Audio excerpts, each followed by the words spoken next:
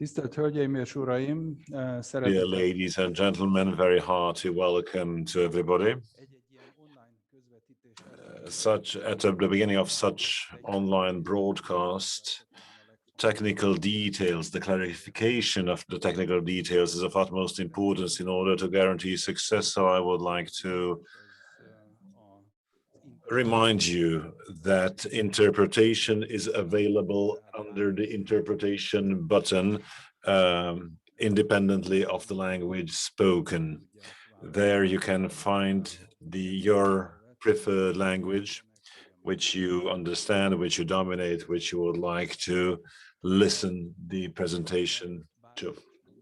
Before speaking anything else, before saying anything else, I would like to thank very gratefully the hospitality of the Archabbey of the Pannonhalma, and especially the hospitality of Archbishop Cirill. So as our host, I would like to hand over the floor to him. I would also like to give a very hearty welcome to everybody on this online event, at this joint event of the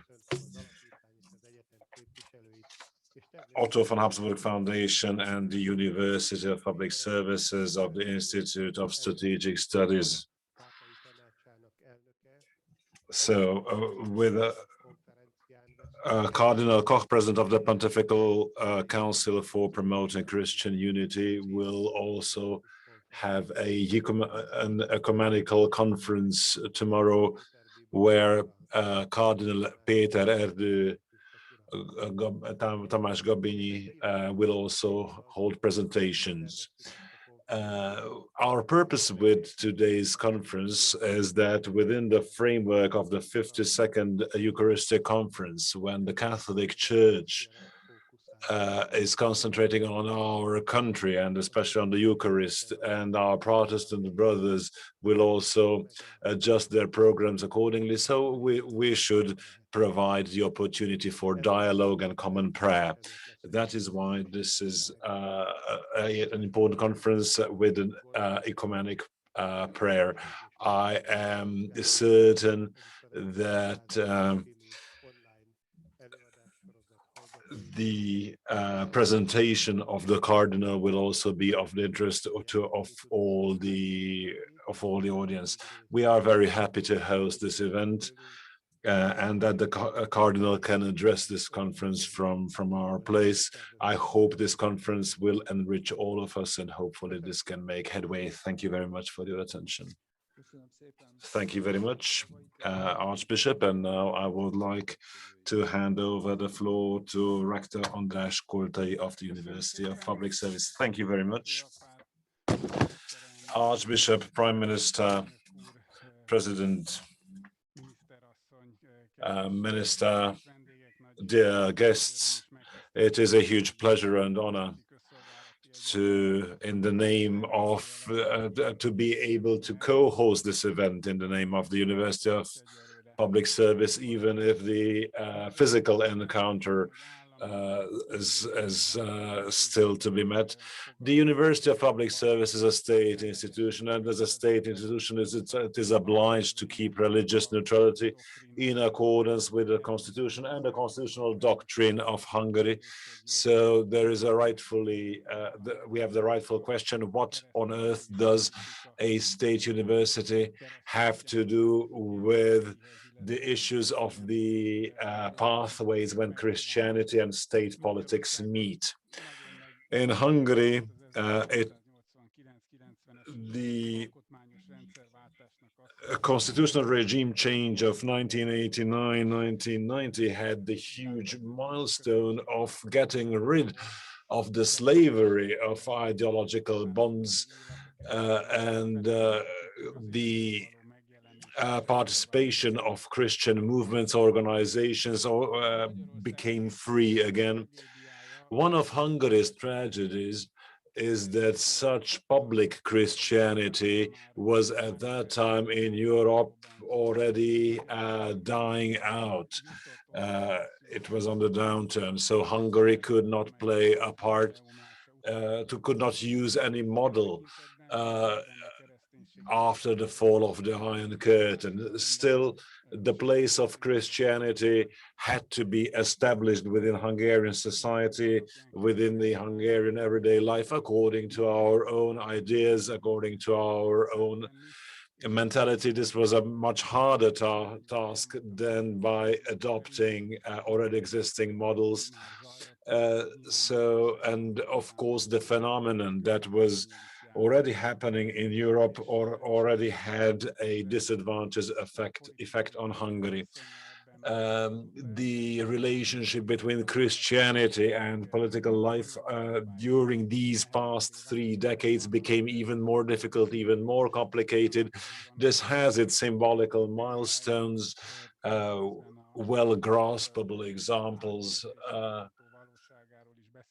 and we are also talking about everyday life. One such symbolic example was the discussion around 2004 about the constitutional reform of the European Union, whether we can speak about Christianity in the preamble of the Constitution of the European Union. We know that the obligatory, the binding force of the preamble is slight, is little, but still this could not be included in the text. I believe this was the case when the Christians of Europe painfully realized which way the relationship between Christianity and political life heads towards. And we can also name also other examples like the religious affiliation and the questioning of the religious affiliation of political leaders. But I do not think that this is needed in today's world. Although man's need for justice and man's soul needs transcendence, and this still stays unchanged. And if we take a look around in Europe, or if we glance at North America, we can still see initiatives in the name of justice. Of course, Shakespeare and the Merchant of Venice tells us that sometimes the devil quotes the Holy Scripture, and knowing certain events of public political life, this more than 400-year-old quote still can come to our mind, because social justice and its mainstream interpretation is expressly anti-religious and anti-Christian, and wishes to terminate everything that was part of the past, that built and constructed past societies.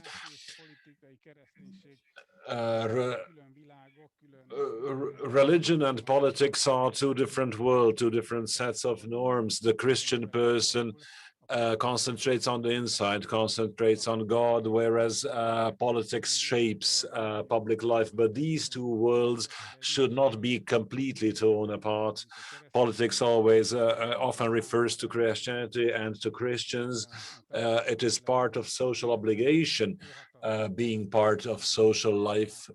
So we always have points of encounter, meeting points, even if we speak of two worlds behaving and functioning according to complete different sets of systems. When reading this morning Gergely Prőhle's article, I would like to quote him on German internal politics, but it actually has a wider meaning. So see that is Christian is only a cultural and anthropological addition, and is not a compass to any kind of spiritual direction. And I believe that at a European level, we can also see similar phenomena.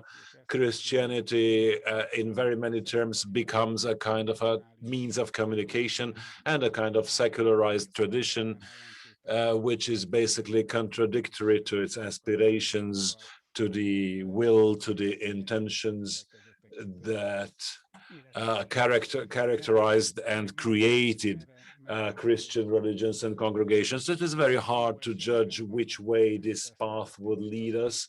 Of course, there are more positive, more optimistic scenarios, and of course, a secular set of values is not to be neglected if it is permeated also by Christian values. And we can also recall another book, Rod Dreher, an American author who has been translated into Hungarian, can be quoted, especially at a conference organized by Pannonhalma. So this is a book entitled Benedict Option, so the choice according to Benedict, in which it says that this is in this dissolving social world, there are little islands, little islets, which would keep and guard the flag and raise the flag of Christianity wherever they can. The University of Public Service, as mentioned, is, from a religious point of view, a neutral institution. To us, this is an obligation, and we do comply with it, of course. But as these quoted thoughts also indicate, in Hungary and in Europe, an institution whose goal is to think about the state and the headway of society along and to progress in terms of different phenomena, it is unavoidable to think about the relationship between Christianity and politics. At university, in the past period, we have had dozens of initiatives which incentivize this kind of thinking, and we would like to create a home for this. We have a scientific research institution. We have also a research field called religious radicalism, and we have lots of workshops and seminars that deal with this topic. So we have lots of things to do, and we have and should have an opinion on the topic which is mentioned in the title of today's conference. And I also believe that every European state institution, and the Hungarian is no exception, should also have the task of examining these topics. I wish and I hope that today's conference will get us closer to the questions and to finding the adequate answers to the questions that are crucial to all of us. Thank you very much for having accepted our invitation. Thank you very much, dear colleagues, for having organized today's event.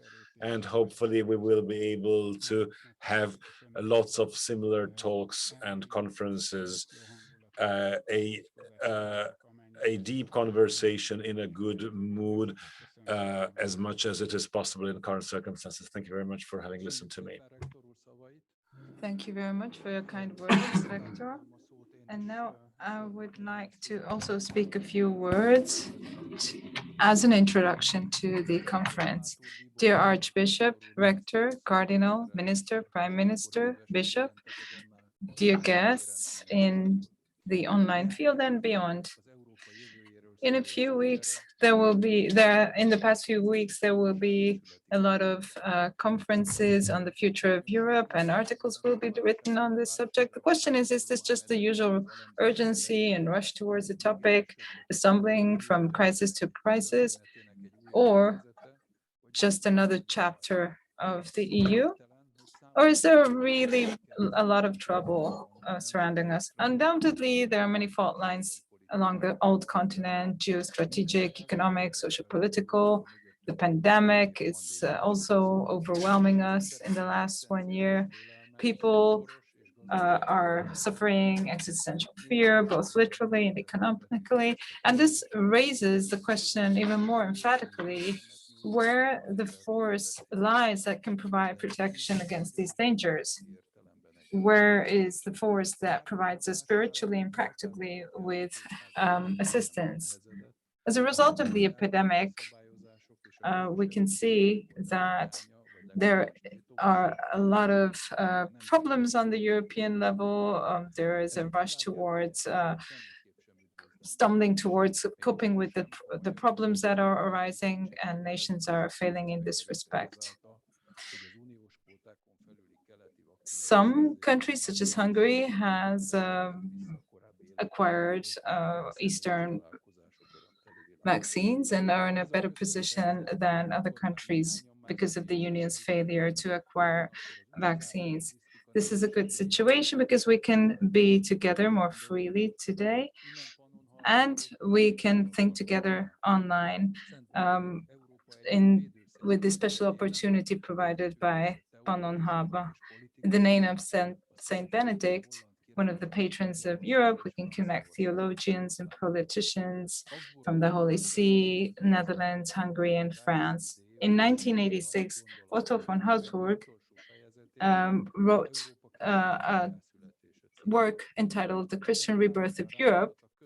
And in his last chapter, he talks about the imperial thought. Here he points out not only the common Christian tradition, but also the importance of faith, which was a guiding principle for the founding fathers of the European integration, Adenauer, de Gasperi, and Schumann. However, Otto von Habsburg speaks of the practicality and the sense of politicians, sense of reality of politicians, their responsibility. It is not ora sive labora, but ora et labora. That is, you should not either pray or work, but you should be praying and working at the same time. And the last heir to the Hungarian throne also draws attention to the fact that these roles should not be confused. Church fathers do not have to involve themselves in politics, and politicians should not preach. Poets, of course, are in a special situation because they can make connections between celestial and earthly things in a lyrical way, ignoring the logic of politics and theology. Lorin Szabó wrote in his 1923 poem, My Country, Christian Europe, in which he outlines the contradictions of the politics of the post-World War I period, calling European thinking a kind of Pharisee type of thinking. And he asked the questions, what will happen to his homeland, Europe, of which he's also an inhabitant? What will happen once this home is confronted with the returning Christ? But if for a moment, in keeping with the spirit of the age, we want to put this all in secular words, what is the order in which we can think about the future of Europe? Should we follow the Judeo-Christian values and the ideas of enlightenment? And how can we do this in a confident way? The situation surrounding us is undoubtedly serious. Lorin Szabó's poetic question is dramatic.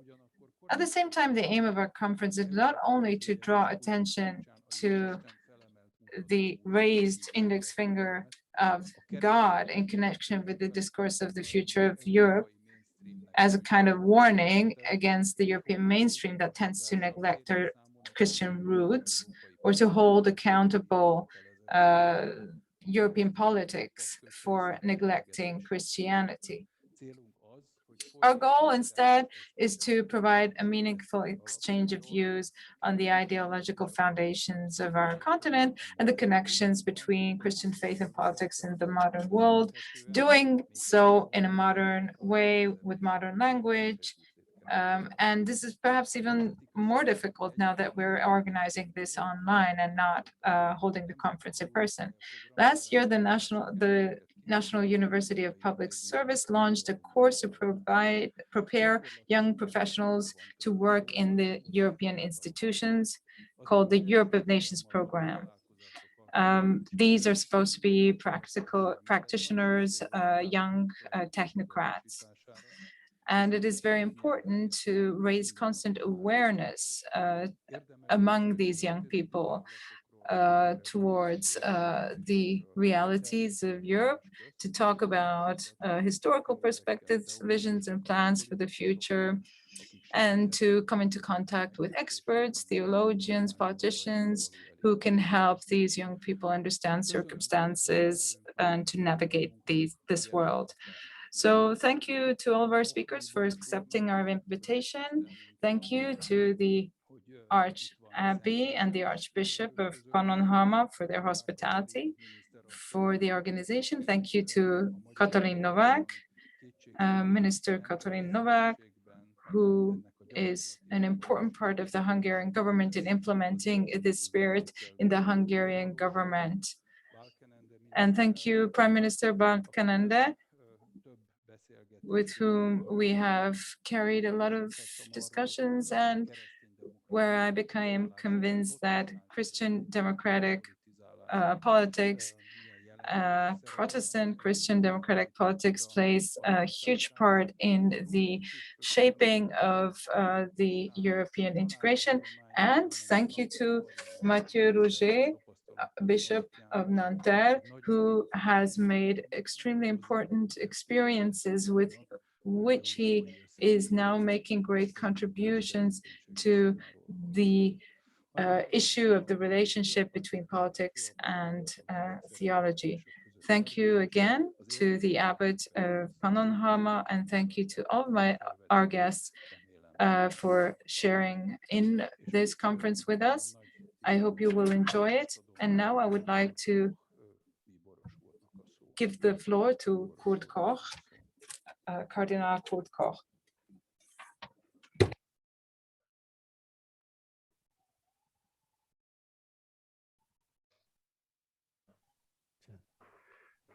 Herr Erzabt, verehrte Damen und Herren, herzlichen Dank für die Einladung zu diesem wichtigen Thema. Honored ladies and gentlemen, thank you very much for the invitation and thank you very much for this subject. The question is not a rhetorical question, it is a very real and true question, because indeed Europe is built on heights, 3 heights, more precisely 3 hills. According to Theodor Heuss, the former president of Germany, Europe was built on these 3 hills. I'm speaking of the Acropolis of Athens, the Roman capital, and the Calvary and the Golgotha in Jerusalem. Obviously, we could mention other heights such as Mount Sinai, or Monte Cassino, where Saint Benedict, the patron saint of Europe, founded in 529, so in very difficult times, his very first monastery. Or we can also mention the height on which the Vatican was built. Now, however, let us focus on the first 3 hills named, as these include the others. The Acropolis of Athens, on the one hand, symbolizes a very important Greek philosophy that trusted the human sense, trusted its ability to know the truth, and therefore researched, seek to find the ultimate foundations of the reality of the world. On the other hand, it recalls that democracy, the most suitable form of coexistence for the people who make up the polis, the city, has emerged in Athens. The Roman capital is the starting point of the tradition of Roman law. This tradition is the basis of all legal systems in Europe, including Catholic ecclesiastical law. The 3rd hill, Golgotha, is at the gates of Jerusalem, which proclaims the cross of Jesus Christ as a sign of God's infinite love for us, for men, and as a sign of the unconditional dignity of the individual arising from the love of God. Together, these 3 hills represent the deep-rooted historical roots of Europe. Pope Benedict also referred to these roots. Pope Benedict XVI also referred to these roots in a major speech delivered to the German Federal Assembly, the Bundestag, in September 1211, when saying, European culture was born from the meeting of Jerusalem, Athens, and Rome. Faith in the God of Israel, Greek philosophical thinking, and Roman law met. This triple meeting shaped Europe's sense of identity. If we keep in mind this triple root of European identity, we can first of all gain 3 essential insights regarding our question. The mere fact that the hill of Golgotha is to be found in Jerusalem namely a region which is geographically not part of Europe, since the Holy Land is rather part of Asia. So this fact suggests that Europe is not primarily, or at least not strictly, a geographical entity. So not in this meaning, not in this respect. We cannot delineate Europe as precisely as, for instance, Africa, Asia, and Australia, or rather North and South America. It is hardly possible to provide a precise answer to the question of where Europe begins and ends in a geographical sense. Europe geographically cannot be defined clearly, but rather as a continent in a cultural, historical, and spiritual meaning. Europe can only be a reality created in history, a historically established community of values and destinies, and its future is a community, means a community of values and destinies, and stays like this. On the other hand, Europe was created in a way that these three mentioned roots grew together within Christianity. Europe became Europe with the help of Christianity. The history of Europe is inextricably intertwined with the history of Christianity. Christianity belongs to the identity of Europe.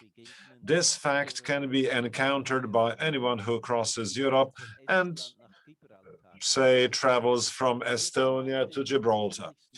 Along the way, these passengers will find, these travelers will encounter a wide variety of ethnic groups that speak extremely different languages, but they will nevertheless find a cathedral in every major historic city and meet the sign of the cross everywhere.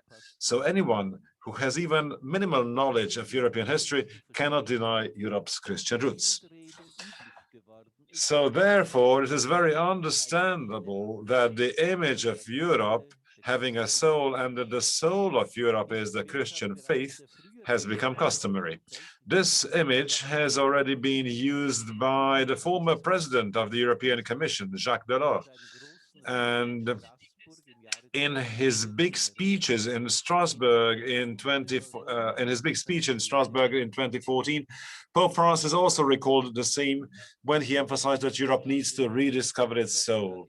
In a similar sense, the former Archbishop of Vienna, Cardinal Franz König, also said, Europe can only survive if it has an accurate knowledge of its own spiritual foundation. If Europe does not have a clear spiritual order, it will become a toy of powers. The last century has shown a cruel and bloody testimony that without spiritual orientation, in a state of intellectual confusion, Europe becomes a mere toy in the hands of the political powers. The European soul has since faced additional burdens.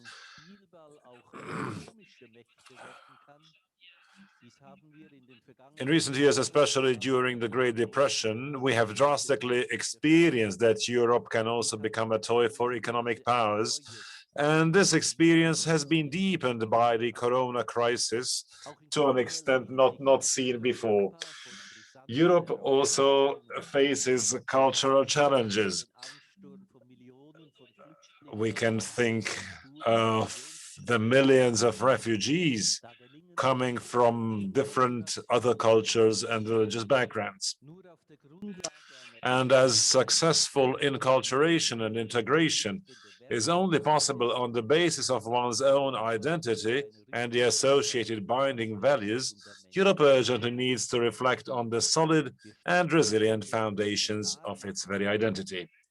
So we need to ask the fundamental questions of exactly what Europe's Christian roots are, what they contain, what they mean in our time, and how they can regain vitality in today's European societies. With this challenge in mind, Pope Benedict XVI gave clear guidance in his speech delivered before the German Federal Assembly. Europe's identity, I quote, in the consciousness of man's responsibility to God and in the recognition of inviolable human dignity, has set the standards of law for all to protect at this historic moment. This is the task we all face. End of quote. Therefore, the defining heritage of Christianity and the history of Europe is summed, therefore, up in 3 principles. In response to today's dangerous developments, we must enforce these. So these principles, the principles of divinitas, humanitas, and socialitas based on personality. Let us first take a look at Jerusalem, at the heights of Golgotha, and the principle of divinitas established there. In this principle, more precisely in the creed that God is the creator, savior, and fulfiller of the world, the basic conviction of Christianity expressed, namely that there is no transcendent foundation for human or social development without a relationship with the creative God. The clearest expression of the principle of divinitas is the first commandment of the 10 Commandments, the commandment according to which there is a fearful reverence for God as the creator of the world. For he who recognizes and acknowledges the divinity of God, he who knows that he is obliged to give account to God, is best able to avoid falling prey to the hidden and haunting versions of the twilight of the gods that always appear in man's personal and social life, but also in the political arena, where God is being replaced by earthly realities, and these mundane phenomena are revered as gods. In 1927, German painter Max Beckmann voiced this recognition with shocking openness. He expressed his vision in the following words, quote, "If we do not wish to profess our belief that once in evolution we ourselves will become gods, that is, free, then humanity as a whole will remain a mere clown joke. Let us finally believe in ourselves.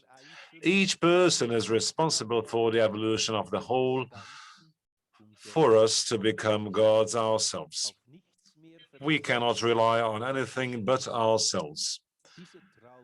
This dream, namely that we will take God's place, has become a nightmare for us over the past century. History has shown that the most horrible atrocities have always occurred when God's place was taken over by earthly realities. Blood and soil, nation and party ideology, and man deified these. We must ponder whether in our modern age, in the so-called enlightened Europe, the most horrific massacres were committed in the name of anti-Christian and neo-pagan ideologies, Stalinism and National Socialism. The primitive racist anti-Semitism of National Socialism, along with Judaism, also sought to destroy the Jewish roots of Christianity.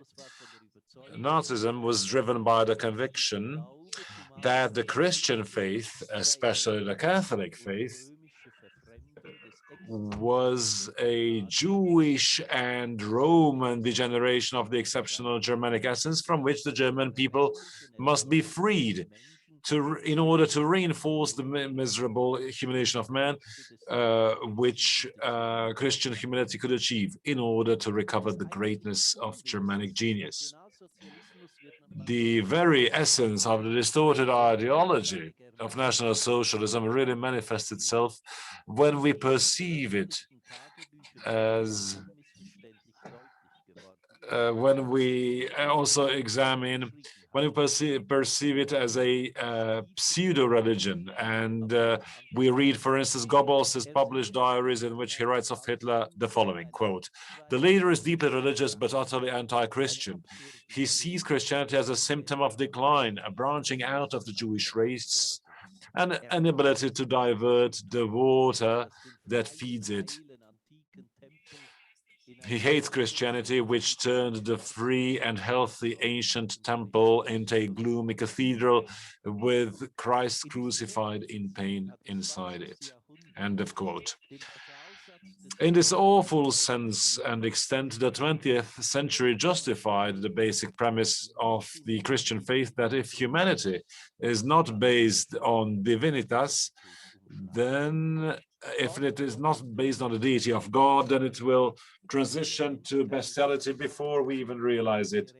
For where God is exiled from human consciousness, man will not be free in the slightest, but on the contrary, he will truly become a prisoner of idolatry and more terrible ideologies. To avert this danger, the very opposite is necessary. Speaking of God in public and being aware that we all have a responsibility to God in our personal, social, and political lives.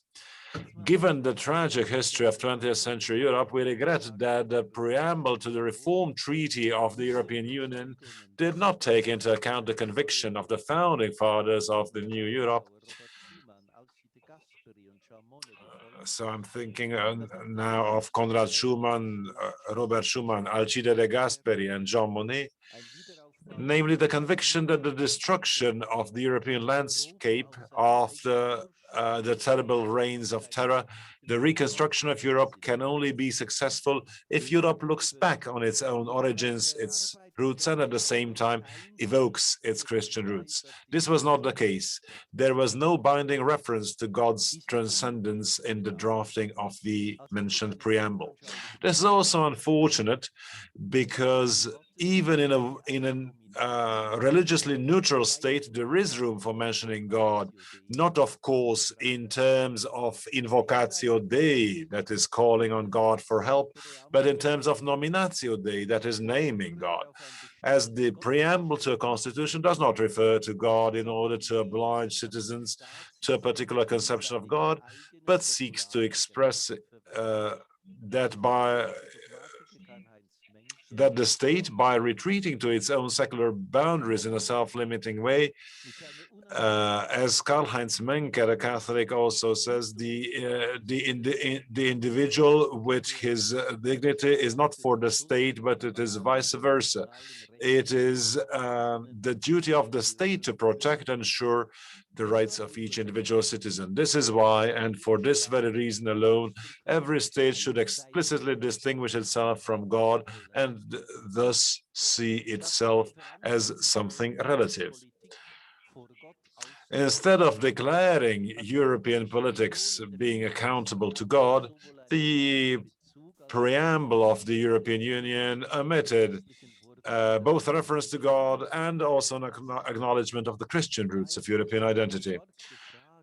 This raises the worrying question of whether the public mention of God has ceased to have a majority in Europe, and whether we need to conclude from this that we need to build the Europe of the future even more firmly on an atheistic or agnostic basis, which of course is not a neutral foundation either, but itself one of a well-defined worldview. In any case, there has been an experiment going on in Europe for some time, such an unparalleled yet difficult experiment, whose outcome no one can predict in advance. The attempt of Europe to build entire societies and a large community of states by ignoring the religious foundation, in principle, is a cultural novelty. So much so that the verdict, obviously, is that Europe is the only truly secularist continent. So we can only hope that we will at least keep alive the living question of the European presence, of the consciousness of God. That is, we will not see it as a historically worn out and obsolete issue. After all, Europe's single currency, the euro, is not enough for Europe to have a future. No, Europe needs a common and guiding currency, both in a spiritual and intellectual sense, which has been the Christian faith since its very inception. Pope Benedict XVI rightly emphasized that, quote, Europe owes its existence to the encounter with Christ. And This is basically a small compendium of Christian faith. From the principle of dignitas follows directly the principle of humanitas. This is also required by the dual commandment of love of God and neighbor, which is the concise compendium of biblical faith. From the Christian faith in God Creator evolved the recognition of the inviolability of the human dignity of every human being, as well as the idea of the equality of all human beings before the law, and finally the idea of human rights. The basis of the dignity that honors everyone is man's belonging to God, as man is destined to be an image of God. By belonging to God, man, every single person, is under the authority of God, and his or her life is inviolable. Thus, if we do not acknowledge God, the strong foundation of human dignity, the strong basis of human dignity will disappear. With this in mind, the Lutheran theologian Wolfhard Pannenberger rightly remarked that the concept of human dignity is presumably indistinguishable from the context of the underlying argument of the Western tradition. The inextricable interdependence of these two principles, dignitas is humanitas, is also indicated in a negative way by the fact that the radical crisis of God's consciousness, of the consciousness of God, which has a profound effect on European societies, is not an isolated phenomenon.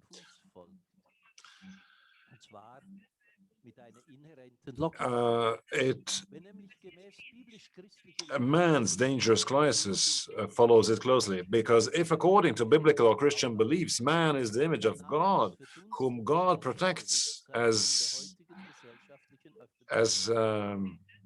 if it was his own, then the obscuration of the consciousness of God in today's social publicity also endangers the dignity of human life to a dangerous extent. Where God is excluded, or in the name of tolerance is exiled, expelled from social life, or is sidelined, then there is a great danger that human dignity will also be trampled underfoot. This fateful connection, we would like to warn everybody of this fateful connection, that these theories are really tangible, and the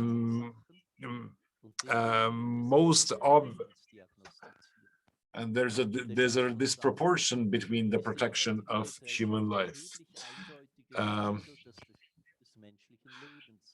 So there is a most obvious symptom is the disproportion between the moral and legal protection of things and the protection of human life. The protection of things in today's society is much more clearly regulated than the protection of human life at different stages and the different versions of life. Cars, for example, are better protected than unborn children or dying people.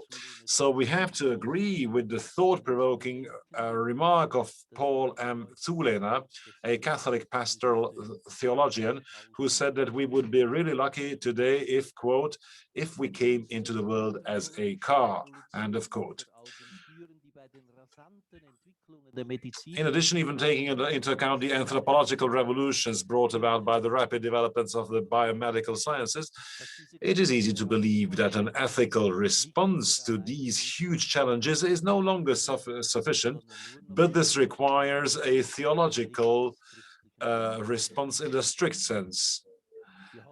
A response that hands the floor to God, and we need the light of Christian faith. Today's bioethical issues, the Europe-wide debate on euthanasia, and the radical question of the basic idea of human dignity in public discourse all shed light on the fact that the dignity that accompanies human life from the beginning to natural death is not transcendent. We cannot recognize it without its transcendent character, not let alone protect it. It is becoming increasingly clear that the only real basis for a person's personal dignity and the inviolability that comes with it is that they are of transcendent origin and of transcendent orientation. As Wolfhard Pannenberg emphasized, man's personal dignity, quote, in this case, as it is based on man's destiny and not on some pre-existing characteristic, belongs to those who do not yet have or no longer possess their intellectual abilities. Christian belief in inalienable human dignity is based on the notion that man is a person. The interpretation of man as a person belongs to the vast legacy of the Christian faith unfolding in the history of mankind. For the idea that fundamentally defines our image of man, that is, person, stems from the Christian faith in the triune God and is therefore in essence to be described by the concept of attitude. From the person conceived in relation to the other, the third principle follows directly. Socia personalitas. This principle somehow embodies the fundamental tension between individual and social coexistence, which confronts us with the question of how to legitimate needs of individuals, how the legitimate needs of individuals can be linked and reconciled with the inevitably necessary social responsibility without self-centered individualism or socialist collectivism. In the history of mankind, of course, this repetitive pendulum movement between the two extremes can still be traced to this day. After the historic failure of state socialist collectivism, individualism has recently become attractive again in the eyes of many people. The electrifying headline of an individual's self-determination and self-realization, well, this can easily be accompanied by the mindset that one can guarantee one's individuality to oneself and preserve it only if one is freed from one's social attachments and retreats to the shelter of undisturbed privacy. At the same time, no doubt, people are increasingly experiencing that retreating into the private sphere does not bring full freedom, nor the desired happiness, but on the contrary. This brings a depressing, alienating feeling of loneliness. Citing the sensitive American sociologist Philip Slater, we want more and more privacy. But if we manage to achieve what we want, we will feel more and more alienated and abandoned. This paradox can also be shown by the coronavirus and the pandemic. It also sheds light on the fact that on the one hand, a new individualism is not suitable for overcoming the collectivism that has failed in history, and that on the other hand, collectivism does not offer a solution to the problems of modern individualism. No, but individualism and collectivism are two opposing extremes, which, however, do come together to the extent that they both misunderstand the essence of man as a person. For man can only live in dignity in the spirit of personal belonging and social commitment. This explains the renewed desire in European societies to reconcile individual freedom and socio-community existence. And thus, they are looking for a true humanity in the original sense of the word, which can only be realized if one is in community with other people. After all, the origins of individuality and sociality are common. These are realities that we must reconcile with each other in order to build the anthropological basis and balance of autonomy and community envisaged by the great project of the European Federation of States.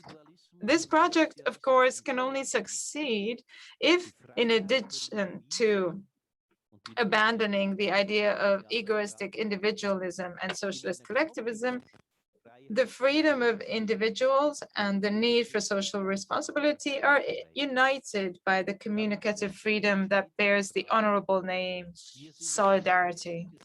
At this point, the crucial question is, how do we view the situation of solidarity? What is this vital resource in European societies? In the past decades, a lot of cultural studies have found that, on the one hand, modern man has a desire for freedom, and this is closely linked to a growing tendency to deny solidarity, in the sense that today's man's desire for freedom is fundamentally fueled by the modern outlook on life. And on the other hand, the individualism that denies solidarity hampers, above all, lived religiousness. From these sociological findings, the pastoral theologian Paul Zulena, as quoted above, drew the following important conclusion, namely that the exploration of the sources of solidarity is primarily the rooting of man in the living God and liberation from the bondage of a purely mundane mindset, and solidarity itself is created in the hope of resurrection. Before, people lived 40 years and forever. Today, they only live 90 years, and that's much less. And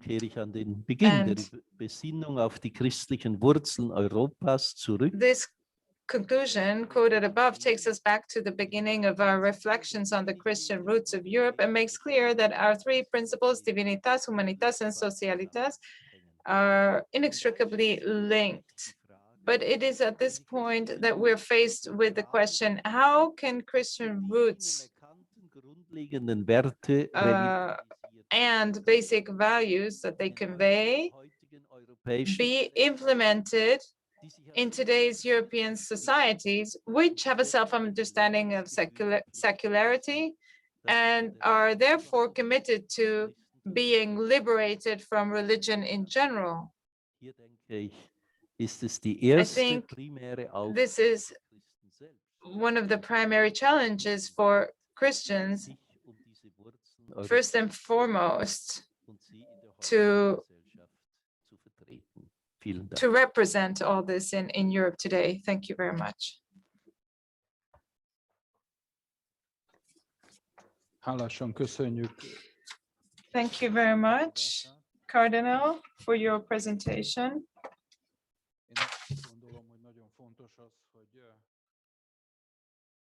nem pusztán egy szentszéki. I think it's very important not only that we have heard all this from a representative of the Holy See, from a cardinal, but allow me to say on a personal note, I, who have been involved in Swiss diplomacy and have known Cardinal for a long time,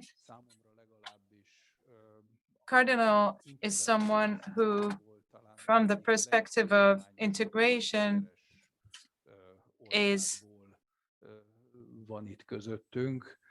coming from a country that is highly successful, where we can say that differences are overcome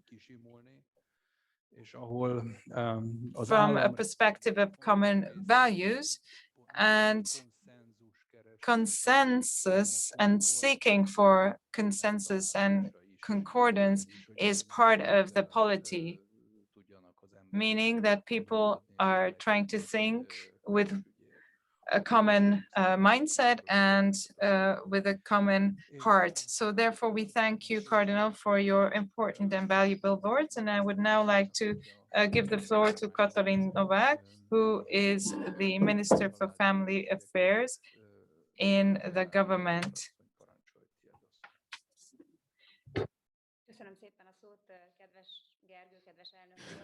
Thank you very much, Gergely. Archbishop, Prime Minister, Minister, Rector, dear guests. In Hungarian history, we have two basic experience regarding the community forming experience of religion. The first one is the example of Saint Stephen, the founder of our state. Hans of ours, and we would have shared the destiny of Hans of ours and other peoples coming from the East had we not adopted Christianity. We could see the rise and fall of several ephemeral empires, and we got to know several peoples during our migration who, together with their ancestors, became Christians in Hungary and became Hungarians in Hungary. The key of future to state founding Hungarians and the independence of the Hungarian state was also guaranteed by the fact that our first king requested a crown from Rome, from the Pope. This was not a decision of real policy, but it was an internal conviction.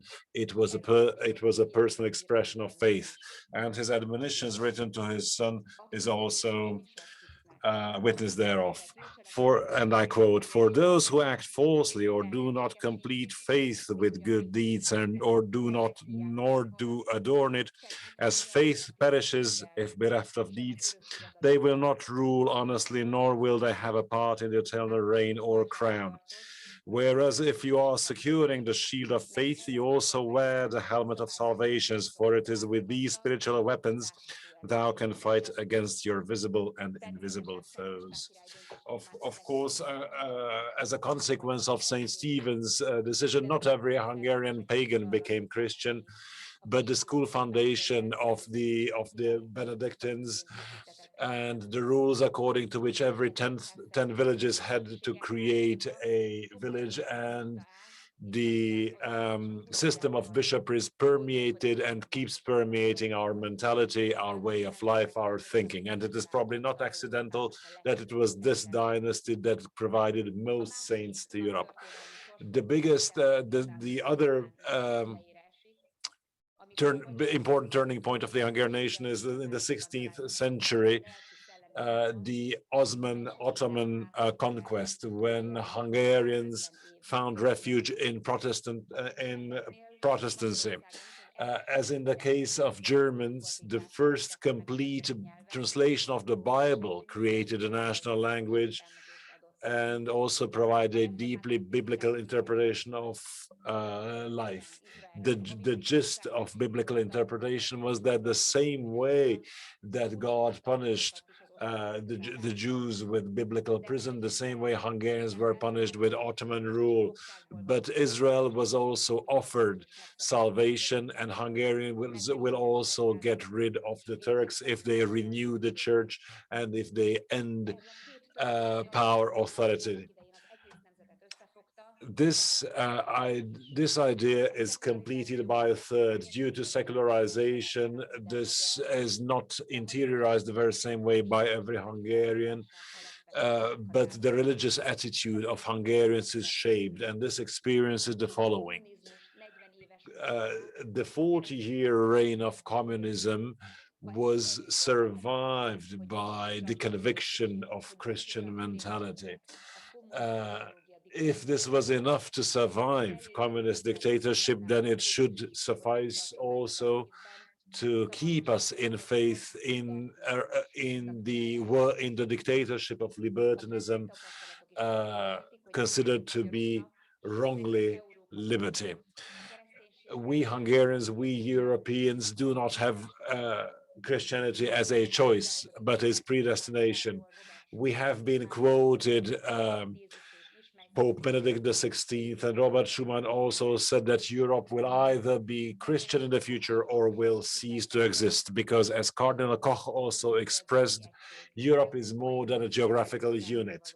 It is a spiritual and soul community. If this component will be expelled from it consciously, or we let its effect lose it, then Europe will lose its very gist, its very essence. And it is not only Europe that cannot exist without Christianity. Christianity cannot exist without European Christianity. Greek culture, Roman law, Christian theology, the unity of spirit and soul are values in Europe that enriches the world in a unique way. What do we therefore need? What does Europe therefore need? The preservation of Christian and the preservation and continuous innovation of Christian mentality. And this is not a question of party policy, of political groupings. This cannot be linked to one political family or other, but this is part of public thinking, of making politics. This is part of public discourse. This is about the depth, the orientation of public discourse. The condition of the renewal of society is the renewal of church, because Christian inspiration basically comes from the church. In Hungary, we can also see that with government measures, Christian thinking can be given a chance, but to keep this up on the middle and in the long term, we do need living communities. These communities need to be renewed, need to be strengthened. That is why the strengthening and renewal of churches is of strategic importance. Here now we are talking of Europe, and it is an honor to be able to think of these issues together with you. This joint, as a member of the Hungarian government, I would like to contribute to these questions. And I would like to come back to my basic thesis, according to which we Hungarians, we Europeans, do not have Christianity as a choice, but it is we are predestined. We have recognized this destiny when we have looked around after the fall of communist regime, and we try to find an ideology which could give again faith and hope and power to this country that was so struck by fate and destiny. Then we found this in Christian and Jewish communities.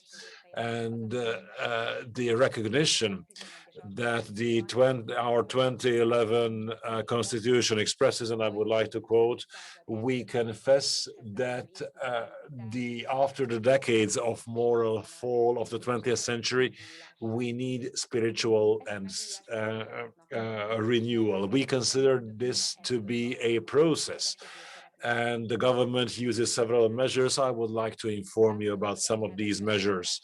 We supported the increased role of churches in running creches, kindergartens, schools. That is why the number of religious schools doubled in the past decade. The role of churches increased in child protection, in child camps, in care for the elderly.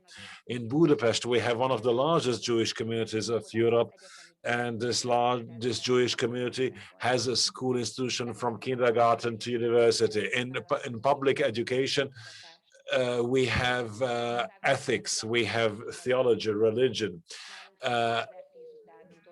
And we reached this level only after 2010. We built churches, we renewed, reconstructed churches, and in a unique way in Europe, 3,000 churches have been renovated in the Carpathian Basin, and 314 have been built. Since St. Stephen's age, we have not had such a church building era. No church has been built, and no church has been, for instance, transformed into a shopping center. According to data of Eurostat, Hungary did proportionately most to support churches and religious schools.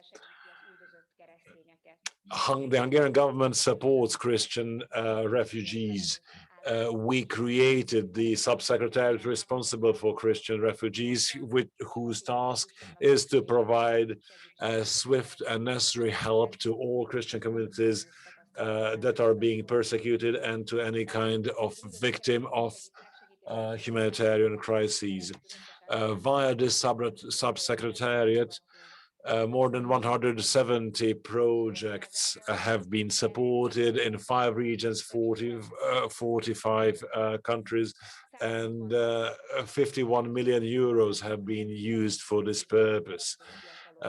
Lots of students participated in this program to provide support and help. I would like to provide you one more example, as since 2014, so quite for a very long time, I'm responsible for family affairs of the government, so this is a field very close and very dear to my heart.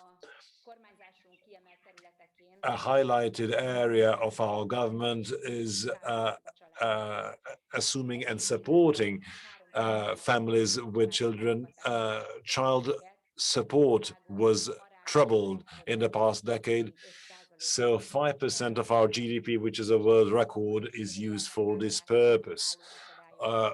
We also try to eliminate all obstacles that assuming a child would mean. We provide homes, we provide support for accepting raising a child, and we help especially families with larger families. We help mothers and fathers in finding a balance and sharing their professional and private lives. We help ill children, and we also help families where only one parent is present. And we also support grandparents. We support marriage as a unit of community preservation. We also affirm that the education of children is first of all a parental responsibility. The state can only provide a background, can only support, can only provide safety and security.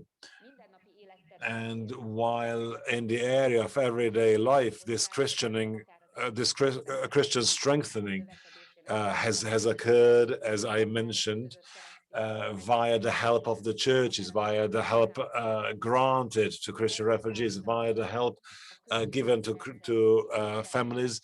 We also made this part of our legal system, all these Christian values. And I would like to quote some parts of our constitution which reflect this. We are proud of the fact that our King Saint Stephen set the Hungarian state on solid basis and made our country part of Christian Europe.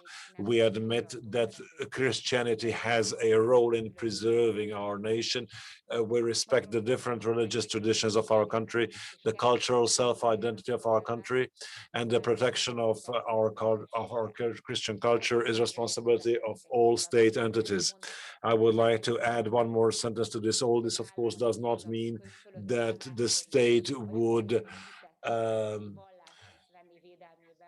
protect Christian faith as such, but with the means at its disposal, it provides protection to our Christian and cultural determination. Some more quotes from our constitution. Every child has a right to have the protection needed for its physical and spiritual evolution. Hungary protects the self-identity of the children and also the education of the children. Hungary also protects the institution of the marriage as a voluntary union between a man and a woman, and the family as a basic unit of the preservation of society. The mother is a woman, the father is a husband, and the protection of families is guaranteed by our constitution. So all this was quoted from our constitution. Hopefully all of you could sense that the constitution and that our legal system also supports, helps the decisions, the steps in terms of policy that we took in the past 10 years. And some words about our results. In retrospective, if we look back at our 10-year government, we can affirm that we were also surprised by the tangible results we achieved. And I would like to share some of these with you. Needless to say, with the needed modesty, we also need to admit that we could not achieve the seat results in every area, but now I would like to share those I'm particularly proud of. In the past 10 years, the number of people who supported with their 1% of their income tax grew by 400,000. The number of baptisms, the number of church marriages also grew. 500,000 children are taught religious education, and 70,000 people were helped in order to stay on their homeland or be able to return to their homeland after being persecuted due to their Christianity. There's a 24% increase in terms of assuming children. There is also a Europe-wide record in terms of marriages. All the more children are born within a wedlock, and all the more families assume bigger families. We are on a 6-decade low in terms of population. The number of abortions was halved and fell to was halved within marriage and fell to 2/3 out of wedlock. And with our Christian government, we could gain the 2/3 majority during political elections, both in 2014 and 2018. This conservative Christian turn of Hungarian policy has as a feature that it is not only declare some kind of Christian renewal, but we had a go at it with all the governmental responsibility this implies. We knew how many risks and dangers this implies. That is why we try to set the basis, the theoretical basis for these, and we need to reflect on these continuously, to reflect on our own policies. We have a set of institutions, of Christian networks, which can have a critical attitude to the basic milestones of our mentality. We seek allies continuously from any corner of the world and also within Europe. That is why I would like to thank for today's event. I would like to thank organization on behalf of the Otto von Habsburg Foundation and of the National University of Public Service. And also I would like to thank the Archbishop for being his guests both physically and virtually. And just one more thing of interest, as Cardinal Koch mentioned Balkenende, I would like to mention that the works expressing the famous Balkenende paradoxes were finally translated into Hungarian. So we do not need to go through the erosion that characterizes Christian tradition churches, but we assume the accusation of being obsolete, of being outdated, but making these into an everyday life, part of everyday lifestyle. And if you permit me, as we are speaking in a religious circle, I would like to make a personal confession. I'm also part of the young generation that has not received any religious education, and I try to find a spiritual values already with an adult head. I'm not alone in this respect. It is well known in Hungary, and sometimes it is even mocked upon that a significant part of the political leaders accepted Christianity as an adult. So very often there is a personal religious conviction in the background of our decisions. At the same time, this opened the field so that we can indeed take such personal decisions. At the same time, we also believe that the present, past, and future of Hungary lies within Christianity, and we also know that for this reality, we need to fight in every decision, every moment. And I would like to finish with the words of Paul, of Saint Paul, not that I have already obtained all this or have already arrived at my goal, but I press on to take hold of that for which Christ Jesus took hold of me. Thank you very much for your attention. Köszönjük szépen miniszter asszony szavait. Thank you, Minister, for these words. Azt gondolom, hogy az idő szorításában I think tovább is adnám most. we don't have too much time, so I would now like to pass the floor to Jan-Peter Balkenende, former Prime Minister of the Netherlands in The Hague. You have the floor. Thank you very much. Archbishop Hortobágyi, Rector Koltay, Cardinal Koch, Minister Novák, Bishop Rougé, Director Prőhle, ladies and gentlemen. Let me start by expressing my gratitude for the Otto von Habsburg Foundation, the university and other institutions to organize this online conference, Christianity and Policy Space or Politics in the 21st Century. It is very important to reflect on the moral foundation of European cooperation and integration. And more than ever, it is essential to reflect on values and Europe, and to be more precise, Christian values and Europe. During the last days, I've read a book of a Dutch journalist, Mrs. Caroline de Gruyter, and in Dutch the title is Beter wordt het niet, it will not be better, and the subtitle is A Journey Through the Habsburg Empire and the European Union. And in this book, she analyzes the similarity between Habsburg rule and the EU. And she is really impressed by the personality, the significance, and the influence of Otto von Habsburg. And I agree fully with the Otto von Habsburg Foundation that it's crucial to reflect on values in Europe. When I chaired the European Council in 2004, I initiated a series of conferences about the question, Europe, a beautiful idea. That was about values in Europe, what holds us together. And I was happy that the Austrian presidency, under leadership of Wolfgang Schüssel, the Chancellor, took over this initiative. I enjoyed the remarks of the speakers before, and especially Cardinal Koch, and their words inspired me to make some observations about a more Protestant view on European developments. I do not have slides or PowerPoints, I hope you don't mind, so that means that I have to be clear about the content of my contribution. And I would like to make the four following points. 1, some aspects of the Reformation in the 16th and 17th century. 2, Christianity and the Enlightenment and the French Revolution.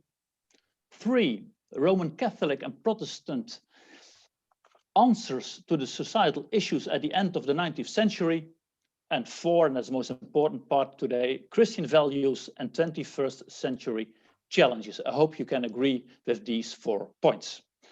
I see Mr. Prőhle nodding, so I hope I'm the right track. That brings me to my first point, some aspects of the Reformation in the 16th and 17th century. Of course, like Cardinal Koch said, we can regret the separation within Christianity, but there are also some important elements to be mentioned.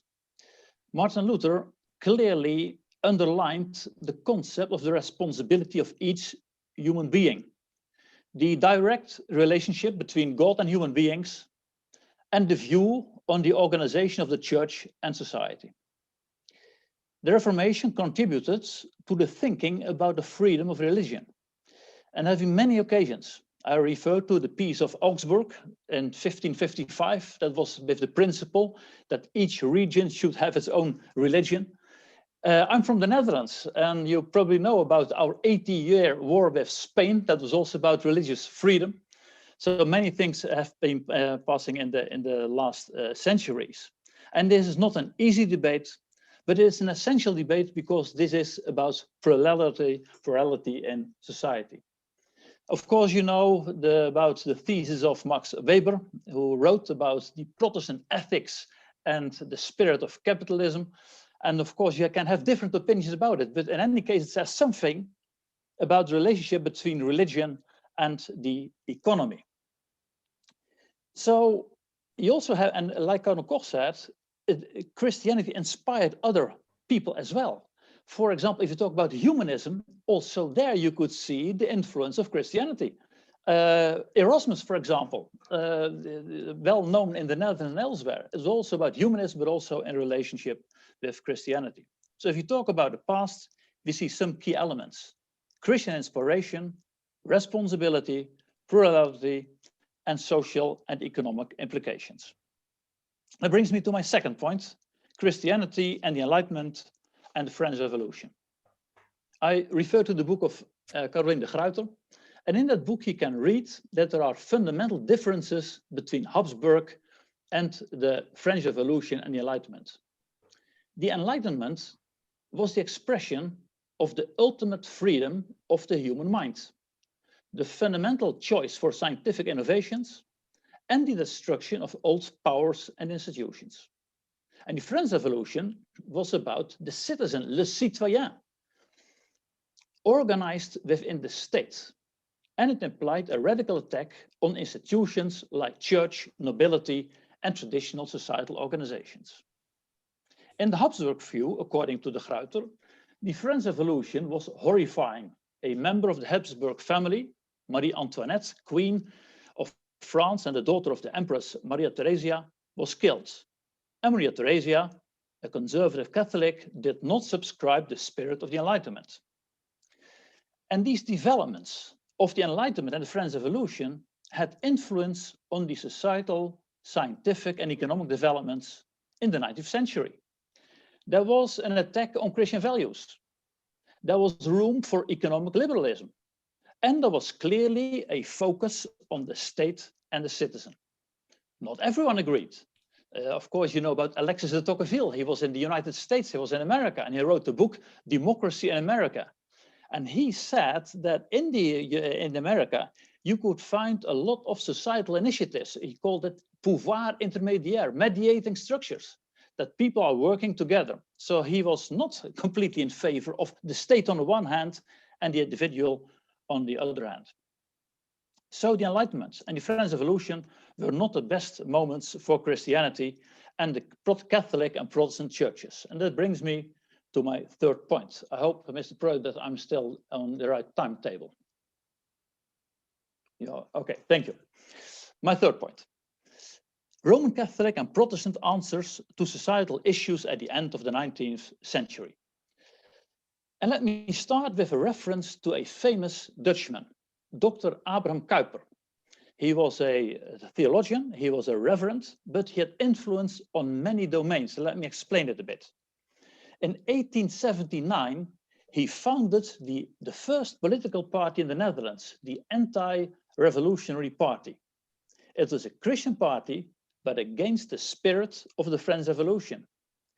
Abraham Kuyper was clearly in favor of democracy, but his views started with the supremacy of God's will. So the Anti-Revolutionary Party. 1 year later, in 1880, he founded the Free University in Amsterdam, a Christian university. And free in the Free University means free from state and church. So a Christian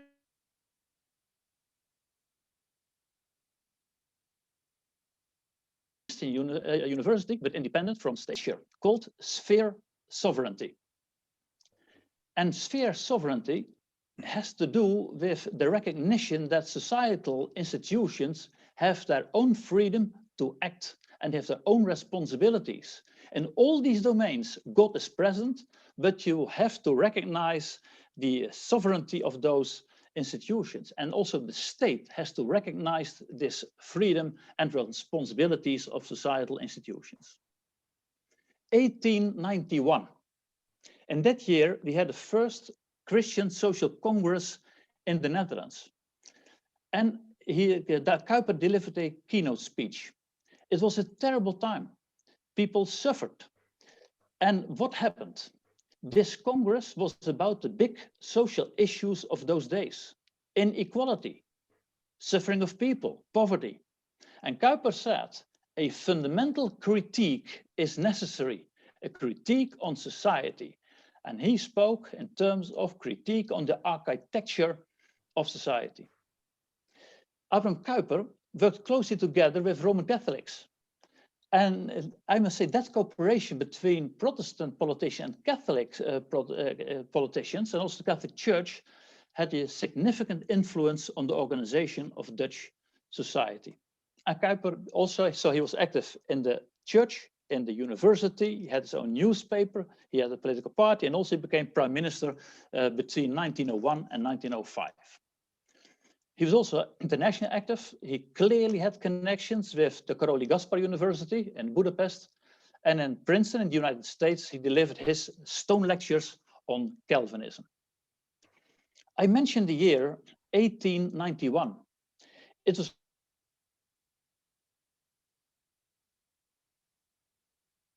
also a very important year in the Roman Catholic, Rerum Novarum, a very important document about what is happening in the 19th century. It was in fact a key document for the social teaching of the Roman Catholic Church. This encyclical was about human dignity, personalism. It was about solidarity, and it was about subsidiarity. And later on, you can find other arguments about subsidiarity in the encyclical Quadragesimo Anno. Giscard d'Estaing, the former French president, he said it's not only about vertical subsidiarity, cities or communities, the state or Europe. No, he said you also have horizontal subsidiarity. It is a state, but also you have to recognize the societal initiatives. The World Council of Churches developed the concept of the responsible society in 1948. So the social teaching of the Roman Catholic Church and Protestant views on society clearly had influence on social legislation, the concept of a social market economy, and broader the inspiration of Christian values for society in the post-war context. Well, this was about history, and let's turn now to the European challenges in the 21st century. It brings me to my last point. Christian values and the 21st challenges. 21st century challenges. If you are looking around us, you can see there are many challenges. We have climate change, scarcity of natural resources, inequality, poverty, hatred, egoism, protectionism, populism.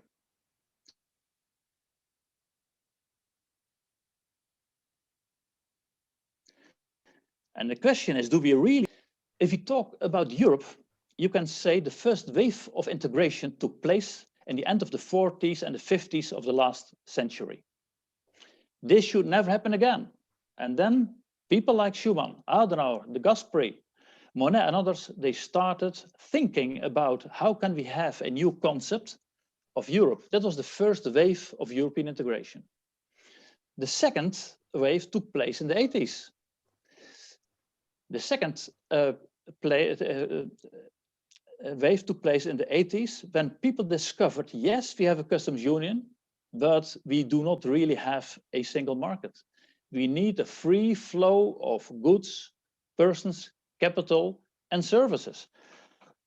The goal of Europe 1992, and suddenly this led to a new view on Europe, a new dynamism, and people said you have to invest in Europe because this is the place to be. This is the place where you'll find the biggest consumer market in the world. And then we also said the end of communism, and you know everything about it in Hungary. We saw the extension of the European Union, and we saw the introduction of the euro. So that was in fact the start of the second wave. And what happened? What about the last 10 years? I think we can say that the last 10 years was a time of crisis management, making the best of it, sometimes muddling through. And at this moment, there's a kind of strange situation in Europe. On the one hand, we say we need each other for security reasons, migration, environmental issues, competitiveness. Yes, we need each other. And at the same moment, you see tensions between North and South about reforms, for example. I think it's a bit changing now. And between East and West about the rule of law. And at this moment, you can say, if you talk about Europe, there are in fact three options. The first is, let's follow the British example. Brexit, Frexit, Dexit, Nexit. We can do it. I think it would be suicide. There's no use. The second option is we go on with crisis management, making the best of it, trying to find practical solutions. You can do it. And maybe it's also an example of the way Habsburg has showed how it's possible to arrange things. But will it lead to a new kind of dynamism? I don't think so. So it's my impression and conviction that we need a new narrative for Europe, a new view on the future of Europe. And in fact, that new view could consist of 4 components. 2 components I will not discuss. I think we need a Europe of results. As the former president of the European Council clarified, you need a Europe of results. Show the citizens what it's all about. And we need a Europe of reforms. We cannot do things in the same way. We have to change a Europe of reforms. But there are 2 elements I would like to underline now. The first is, I think Europe needs a new narrative. And the question is, could Europe be a frontrunner in the global agenda? And there is a global agenda. If we talk about a global agenda that is about the sustainable development goals, it's about climate change, the circular economy, and combating inequality. And I'm convinced that if Europe is making right choices, you can make a difference. I clearly have this conviction. So it's important to underline the necessity to implement the sustainable development goals, and these goals create common language. It also requires common actions. And the next element I would like to underline is we need the Europe of values. Europe is much more than market and money. And when we talk about Europe, it's usually about governance issues, policy measures, financial decisions, necessary steps, but not about morality and not about values. And I think values can unite people and it can inspire societies. I already mentioned the fact when I was president of the European Council, we started the initiative with a series of conferences about values in Europe, and I think it's necessary. And with Cardinal Koch, I fully agree that a reference to the Judeo-Christian tradition would have been preferable in the preamble of the Lisbon Treaty. It's also my conviction, but there was not a consensus to do it. And also had discussion in my own parliament. They said it's not a matter of excluding others. No, it's a matter of being aware of the fact that this is our history. It's a reference to our tradition. So I still, with you, I regret that it was not possible to realize it. I did an attempt, but I have to live with it. Nonetheless, if you want to give an impulse to a new vision on Europe, it is clearly that it should be based on moral reflection. As I said, I'm a defender of the Sustainable Development Goals, but let me be very clear. I'll wholeheartedly support the enormous significance of the encyclical of Pope Francis, Laudato Si. I think it's a very inspiring document, and that is necessary in the world of today and tomorrow. And I would like to add another element, the necessity to have a dialogue between world religions. The recent visit of Pope Francis to Iraq and his meeting with Ayatollah al-Sistani was a very important example of the willingness to have a dialogue. Some years ago, I attended a conference in Bangkok in Thailand. It was organized by the Koch Roundtable for Moral Capitalism. And people from the Roman Catholic Church, Protestant churches, Muslims, Hindus, Buddhists, humanists were there. And there was a kind of common reflection on the question, how can we, with our different backgrounds, contribute to the implementation of the Sustainable Development Goals? I refer to Amitai Etzioni, a communitarist thinker in the United States, and he wrote a book about the new Golden Rule. And the Golden Rule, you know what it is. It's about treat others like you want to treat by others. And this Golden Rule can be found in many cultures. It is important. I'm from the Netherlands, so I'm a member of the CDA, the Christian Democratic Alliance, and that is a merger of the Roman Catholic Party and the Protestant Party in 1980.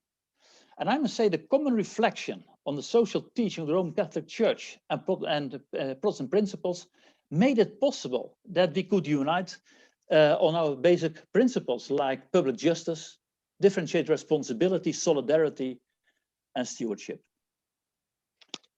We have to be aware of the fact that there are so many moral aspects when we talk about the future of Europe and about the societal issues of today and tomorrow. We have to underline the importance of the debate on values in Europe. And since 2019, I'm Honorary Knight of the Order of St. George, and as you know, it's a Habsburg order. And this order is also a place where we have discussions about values and Europe. We have to give much more room for moral reflection. Otto von Habsburg clearly was an advocate of moral reflection, Christian inspiration, and of course, of its practical consequences. Christianity has to offer much in the 21st century. The social teaching of the Roman Catholic Church, the inspiration of Laudato Si, the view on responsibility. I refer again to Martin Luther and Calvin. The concept of a responsible society. Cardinal Koch clearly said it's not only a matter of individualism or collectivism. And Mr. Katalin, Novák, she said it's about communities. I agree with that. It's so important to talk about a responsible society. There's the willingness to be open to others. And therefore, I think the visit of Pope Francis to Iraq was a fantastic example. The willingness to have a dialogue. The belief in God as a guiding principle for each of us now and tomorrow. The notion of stewardship when taking care of our planet. Pope Francis talks in terms of our common home, and he's talking about the planet. And the deeply rooted conviction to serve the other on the basis of human dignity, public justice, solidarity, and subsidiarity. The 21st century is an era of many transformations, of new breakthrough technologies, and of many global challenges. Christianity has so much to offer. Let's use this inspiration to contribute to a better world, rooted in the belief in God, our Savior. Thank you.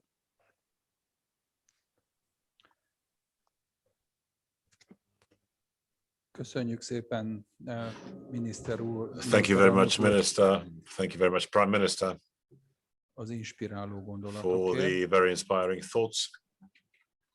És most, And now, újra egy teológusnak adom once more, we will hand the floor to a theologian, Nanterre püspöke, Monseigneur Matthieu Rougé, Bishop of Nanterre, who will speak from a completely different background than akár miniszterelnök úr Hollandiában, ours, be it here in Hungary or in Holland, because francia rendszer laicizmusa, the laïcism of the French system, in spite of this or because of this, gyökerező katolikus hite egy nagyon sajátos helyzetet teremt. and its deep-rooted Catholicism creates a very particular situation. So we are very curious to hear the words of the bishop. Merci beaucoup, monsieur. Éminence, révérend Père Abbé, Madame la Ministre, Monsieur le Premier Ministre. Thank you very much, Archbishop, Prime Minister, Minister, Rector. It is a huge honor to be able to join from Paris and to be able to be here with you in a context permeated by laïcism, but which we have got used to for more than 100 years.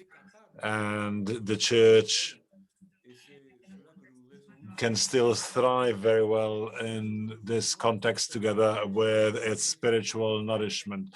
I'm very happy to be able to participate in this reflection on the Christian future of Europe from Pannonhalma, which hosts a Benedictine monastery in the heart of Europe, whose patron saint is at the same time the patron saint of the European continent. And this patron saint did a lot for European humanism. We have to be clear about the fact that for more than 30 years, we have been witnesses of the fall of the Iron Curtain, and Europe could reunite again. At the same time, this reunification did not keep all its promises, did not end for the time being. I will come back to this point, but one of the difficulties in Europe is that it will lose its neutrality. And now, although only virtually, but we are in the heart of Europe in a Benedictine sense of the word. A couple of days ago, we had the anniversary of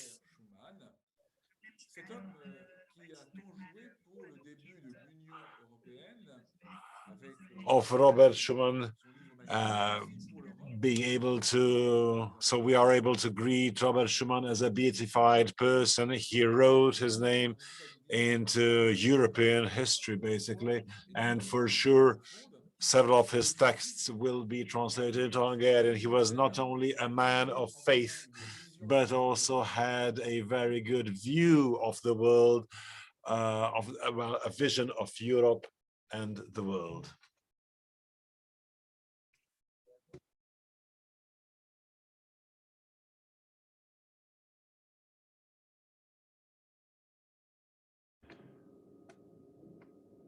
We seem to have lost the sound of the bishop. Unfortunately, the interpreter does not hear anything from Monseigneur Rougé.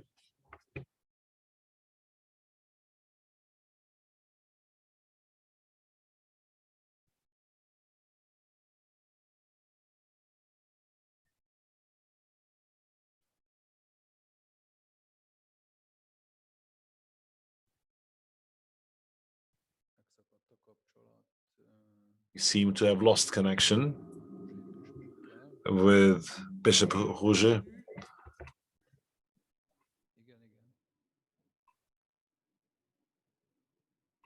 Is it okay now? Yes. You can hear me?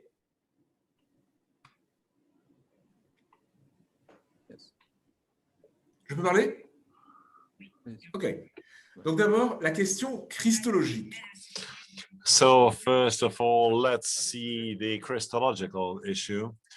What I would like to say as a bishop is that Catholics, Christians are very often sorry about having a Christian culture in Europe. Of course, there are influencing factors. There are sociological, ideological, economic phenomena happening. But at the same time, this can also be explained with ourselves to what degree we are or are not enthusiastic in terms of our belief and to how many roots we connect to Christ. A French theologian, and a very important French theologian of the Second Synod of the Vatican, Second Council of the Vatican, said that there is a spiritual flowering, spiritual blooming, and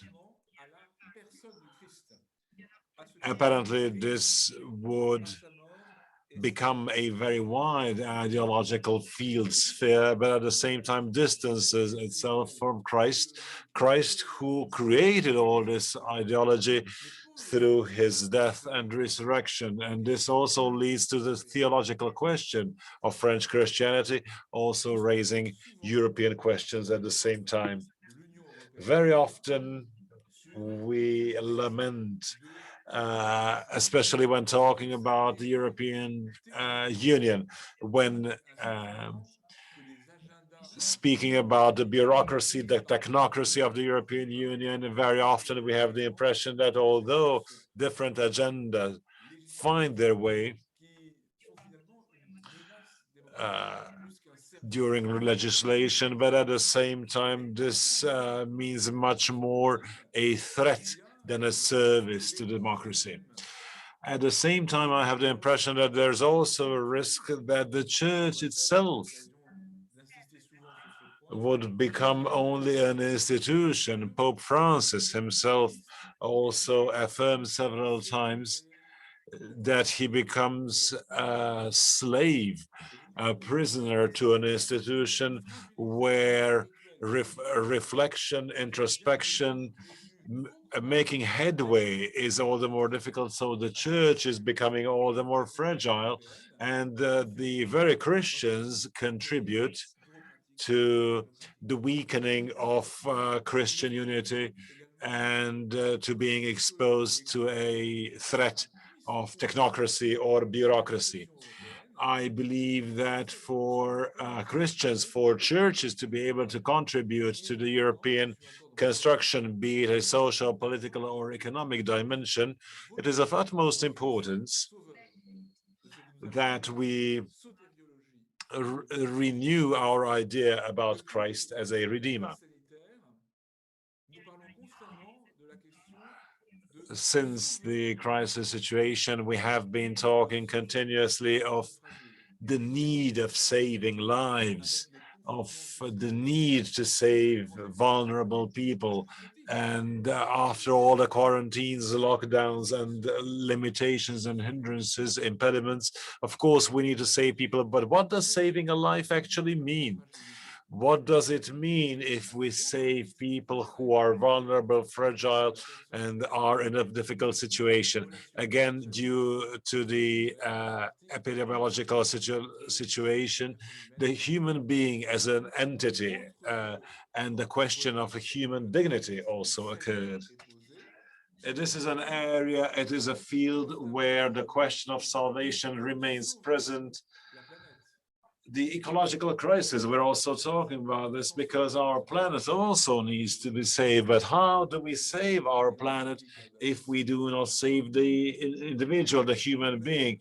This is also very much present in Pope Francis' encyclical entitled Laudato Si. Are Christians able to affirm, according to the modern needs, that the mystery of Christ the Redeemer indeed exists? So this Christological issue, the need to renovate our future, we need to enlighten ourselves via our faith, and Christians need to undertake a road in Europe. We need to find our roots again, our roots, which is based on Christ the Redeemer. The second observation is linked to anthropology. As Cardinal Koch also said in a marvelous way, Christ shows what a man contains, and the principle of humanitas originates from the principle of divinitas. This is what Cardinal Koch stated. And these days we do ask questions concerning identity, concerning the personality, the person of man. Very many people can recall, can remember the part when Pontius Pilate takes Christ to the public and says, "Ecce homo," behold the man. And Christ, in his humanity, in his vulnerability, shows himself to the world.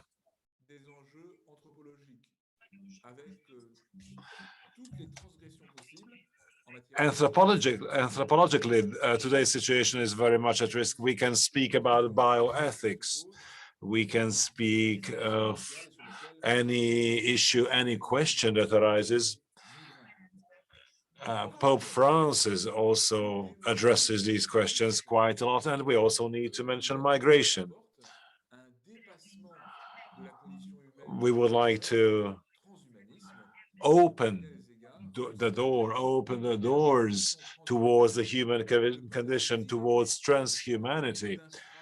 But these attempts can only lead to infrahumanism. Compared to this, European Christians need to be able to recognize the mystery of man. This mystery can only appear the very same way as the Second Council of the Vatican stated, that the mystery of man is at the same time heart and body, and also has a sexual identity coming from the body, but is characterized by the heart. So it is heart and body, but at the same time, it is able to believe, and it is able to echo, to provide echoes. So this is what we can hear in terms of the dialogue between the reason and the belief. We can even think of medieval universities when the duality of reason and belief, reason and faith was the topic in the countries which we live and in the countries which we need to improve all the more. Transhumanism, which is very much present in today's discussions,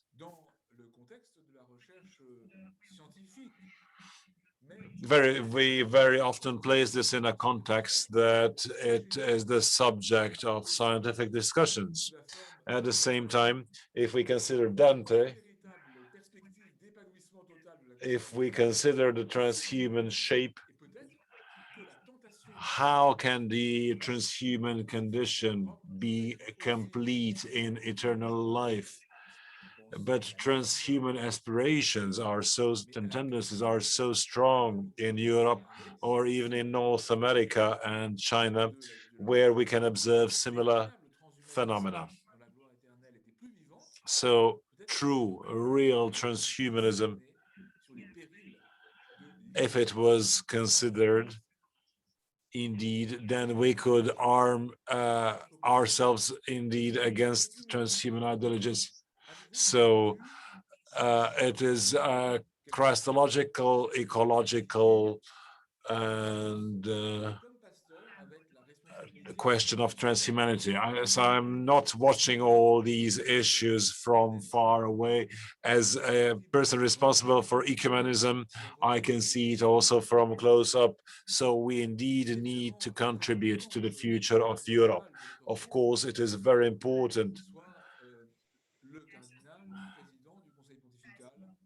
that the first speaker of today's conference, Cardinal Koch, also mentioned this word, this buzzword, that the unity of Christians is of utmost importance in order to be able to continue with the construction of Europe. The big schism, let's just take the Eastern Bloc, communism, and the Western Bloc, which symbolized freedom, or before that, all the rupture caused by war, Germany and its allies, and on the other side, the other allies. These ruptures, these lines of division, which the construction of Europe tried to make disappear, so that these lines of division should not persist within a Christian Europe. So in these days, we can only proceed, we can only make headway if we accelerate on this path of unity. Cardinal Koch can express a lot better what kind of grace and what kind of difficulties we encounter in this field. But of course, I also know how important this is in terms of the future. The unity of Europe, be it between East or West, North or South, can only come about if the unity between Christians comes about to a significant degree. From a theological point of view, we know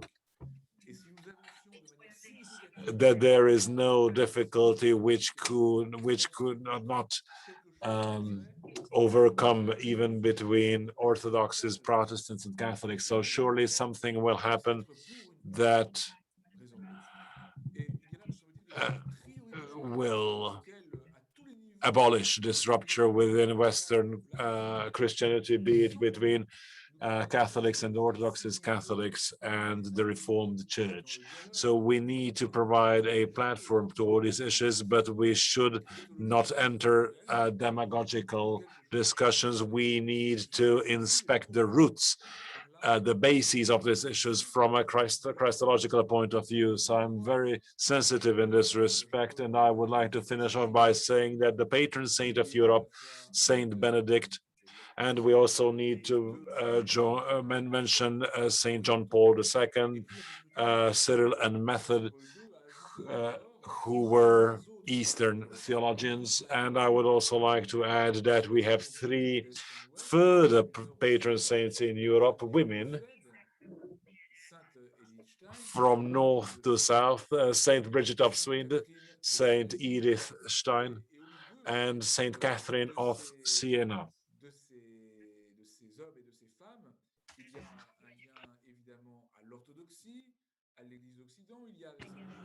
Among these ladies, we also, so apart from these ladies, we also have Orthodoxy, Reformation, and together with Edith Stein, Judaism also appears, providing a very significant dimension to the spiritual situation of Europe, and this has to be experienced, this kind of a spiritual state.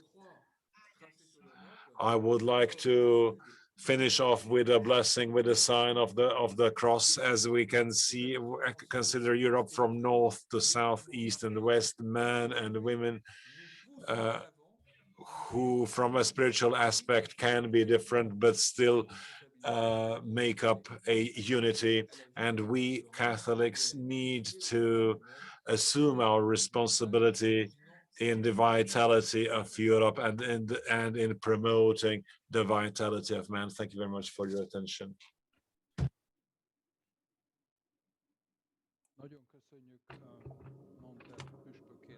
So thank you very much to Monsignor Matthieu, who's Bishop of Nanterre. And I think that if we were together, we could enter a very interesting discussion, because every speech, every presentation included something that inspired and would inspire the public to a reaction. But at the same time, I believe that 2 hours is the upper limit in a virtual encounter that is still adequate for human consumption. So I believe that we have no opportunity for any kind of questions or discussions. This is a mere illusion. So I would like to thank all the participants for what has been said. On our site, you will be able to watch our conference again, and I'm certain that we will have several reactions to what has been said. I would like to thank our host from Pannonhalma for being able to be here, and I believe that the blessing we received from Bishop Rougé is also valid in terms of the European process, and all those who participate, are part and are active in this process, can also feel this blessing. And in this case, indeed, it only depends on the acts, on the deeds of the individual. Thank you. I would also like to thank Cardinal Koch, Minister Novák, and Prime Minister Balkenende, Bishop Matthieu, Rougé, for the valuable words. I would also like to thank the interpreters for the huge effort and for overcoming and providing a worthy equivalent of all the expressions that appeared. And I would also like to thank the audience for all the attention. Thank you very much for this conference. We will go on with this set of conference, because this question still has several other aspects. Hopefully we will be able to meet in the near future personally. Thank you very much, everybody.